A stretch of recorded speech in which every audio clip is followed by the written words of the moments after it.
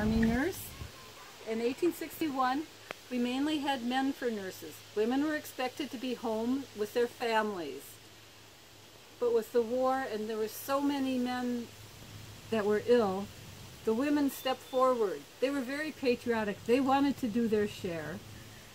Miss Dorothea Dix was appointed superintendent of female nurses. She hired over 2,000 women to come to the hospitals to help with the wounded. She was very, very strict. You had to be plain looking, over the age of 30, and you had to bring references that you were of a good moral character. The nurses are very different than what you would think of today. We did nothing medical. We were here for comfort care. We would feed the men, bathe the men, read to them, write letters, spend time entertaining them. And laudanum for pain. Now laudanum is just whiskey with opium. And many men were addicted. It was called the soldier's disease. And when they went home, you could buy this in any general store. So it wasn't a problem.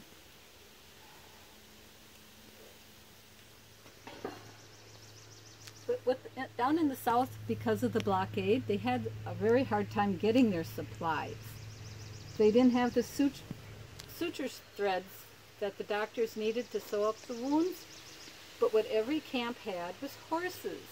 And they found that these nice long pieces of hair could be boiled and made very supple, and they could suture their wounded.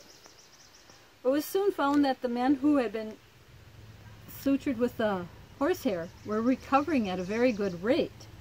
So people began to look into that and think there's magical properties to this horsehair. But after the war, when they did research, they discovered that by boiling it, they had sanitized it, and there was a less chance of infection. At this time, germs are just a theory. Nobody has proven that they can do anything. The Medical Corps has 4 microscopes, and they're all in Washington City.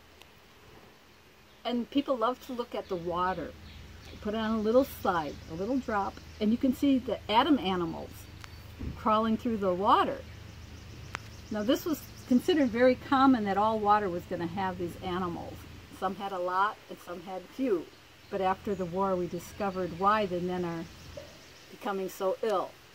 Cholera and typhoid went through the camps. The nurses got sick just as quick as the men. Measles, chicken pox, things that men hadn't been exposed to when they came from the rural farms.